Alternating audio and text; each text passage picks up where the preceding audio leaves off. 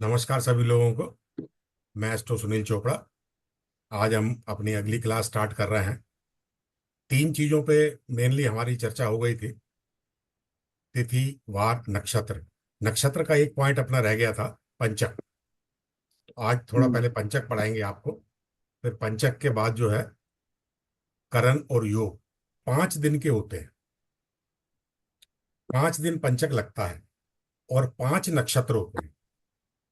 उन नक्षत्रों के आधार पर पंचक जो है बनता है। जब चंद्रमा घनिष्ठा नक्षत्र के तृतीय चरण में होता है तब पहला पंचक लगता है। उसके बाद घनिष्ठा के बाद शतभिषा, पूर्वा भाद्रपद, उत्तरा भाद्रपद और रेवती। ये जो 5 नक्षत्र हैं, जब चंद्रमा इनके ऊपर भ्रमण करता है तब वह दिन जो है पंचक वाले दिन कहलाते हैं। और वैसे देखा जाए राशि के हिसाब से, तो जब चंद्रमा कुंभ राशि में और मीन राशि में होता है तब पंचक लगते हैं। अभी तक पंचक लगे हुए थे। आज 4:20 पे पंचक खत्म हुए। आज 4:20 पर चंद्रमा जो है मेष राशि में आया है। अभी तक मीन राशि में था। तो एक दिन जो चंद्रमा एक नक्षत्र में रहता है, 5 दिन 5 नक्षत्रों में घूमता है। तो ये जो 5 नक्षत्र हैं, जब कुंभ राशि में होगा, मीन राशि में होगा, यानी शतभिषा नक्षत्र में होगा, पूर्वा भाद्रपद, उत्तरा भाद्रपद और रेवती। इन 5 नक्षत्रों में जब आता है चंद्रमा, तब जो है पंचक लगते हैं। तो पंचक जो है शुभ नहीं माने गए हैं। कुछ दिन के शुभ माने गए हैं, कुछ दिन के शुभ नहीं माने गए हैं। जो सोमवार, बुधवार और गुरुवार को प्रारंभ होते हैं पंचक, सोमवार, बुधवार और गुरुवार को अगर पंचक प्रारंभ होते हैं तो वो शुभ फल देने वाले कहे गए हैं। और उसके बाद के जो वारों में होते हैं वो शुभ फल नहीं देते।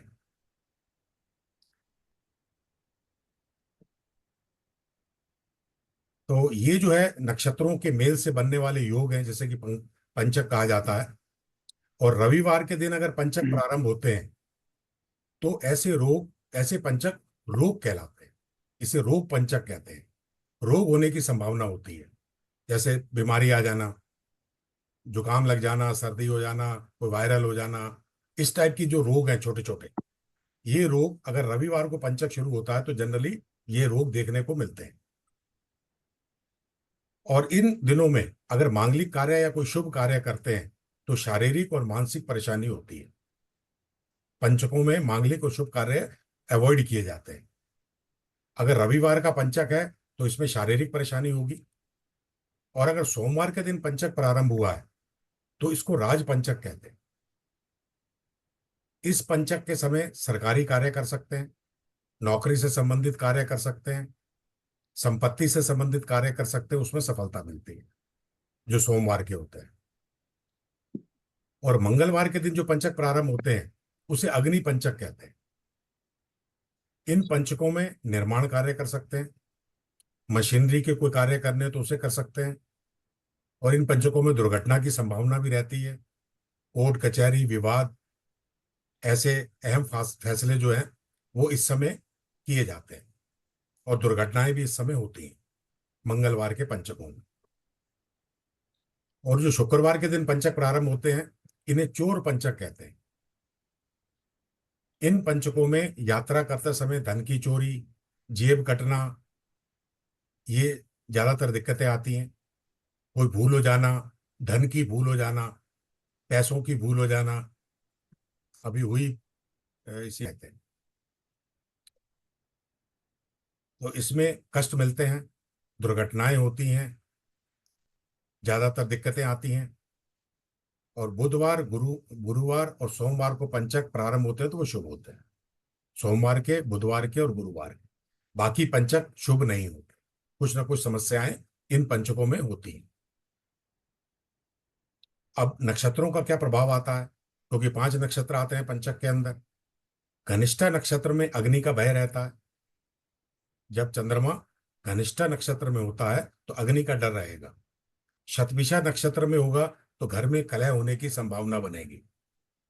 पूर्वा भाद्रपद नक्षत्र में अगर चंद्रमा होगा तो रोग बढ़ने की संभावना होगी। उत्तरा भाद्रपद में अगर चंद्रमा होगा तो धन के रूप में दंड मिल सकता है। कोई चालान हो गया गाड़ी का, उन्हें चालान काट दिया, दंड रूप हो गया ये। और रेवती नक्षत्र में अगर चंद्रमा हो तो धन हानि होती, जेब कटना, चोरी होना, धन की हानि होनी। और पंचकों में हमें कुछ कार्यों को नहीं करना चाहिए जो प्रोहिबिटेड है, जैसे लकड़ी एकत्र करना और खरीदना। जब पंचक लगे हों तब लकड़ी नहीं खरीदना चाहिए। मकान की छत नहीं डलवाना चाहिए।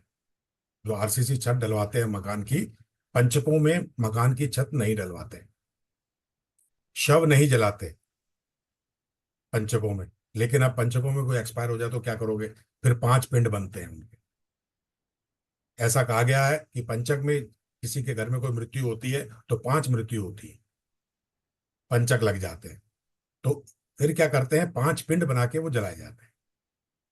तो शव को जलाते नहीं है वैसे, लेकिन मजबूरी होता है उस समय। और तो उसके 5 पिंड बनाकर उस तरह से पंडित कर देता है सारी चीजें ये। अगला है, पलंग या चारपाई नहीं बनवाना चाहिए और दक्षिण दिशा में यात्रा नहीं करना चाहिए। ये चीजें हैं पंचकों में जो नहीं करते। पंचक मूलतः अच्छे नहीं माने गए हैं। हम लोग शुभ कार्य के लिए, अच्छे कार्यों के लिए पंचक को अवॉइड करें, वो ज्यादा अच्छा है। और ये 5 दिन के होते हैं, जब चंद्रमा कुंभ राशि में पहुंचता है और मीन राशि में होता है। तो ये हमें पंचांग से देख लेना है कि अगर चंद्रमा कुंभ राशि में है या मीन राशि में है और इन नक्षत्रों में है, और कुंभ और मीन में ही आते हैं ये नक्षत्र, 5 नक्षत्र वहीं आते हैं, कुंभ और मीन में। जब चंद्रमा कुंभ और मीन में चल रहा हो, हमें शुभ कार्यों को अवॉइड करना चाहिए। इन ऑल मिलाकर इसका रूप ही है। कुछ भी बीमारी, घटना, दुर्घटना हो सकती है, तो शुभ कार्य ना करें। ये था पंचक। समझ में आया आपको? पंचक का मतलब समझ में आ गया सब लोगों को? 5 पंचक, हाँ जी, हाँ जी। 5 दिन के, क्योंकि चंद्रमा एक नक्षत्र हाँ में सर। एक दिन में चलता है, 5 नक्षत्रों पर चलता है 5 दिन में। धनिष्ठा से लेकर रेवती तक ये जो 5 नक्षत्र हैं, ये कहाँ होते हैं? कुंभ राशि और मीन राशि में। अगर नक्षत्रों का ज्ञान ना भी हो, ये देख लें कि चंद्रमा इस समय कहाँ चल रहा है। वैसे कैलेंडर्स पे सब पे लिखा रहता है कि पंचक चल रहा है। अभी तक चल रहे थे, आज ही खत्म हुए हैं 4:20 पर। अब चंद्रमा जो है आज अभी 4:20 पर मेष राशि में आ गया है। तो मेष राशि में आते ही पंचक समाप्त हुए, और जब तक वो मीन राशि में था तब तक पंचक लगे हुए। बस यही है अपने को मेन चीज का, पंचक का बताने का मतलब। पंचकों में शुभ कार्य, अच्छे कार्य ना करें, उनको अवॉइड करें।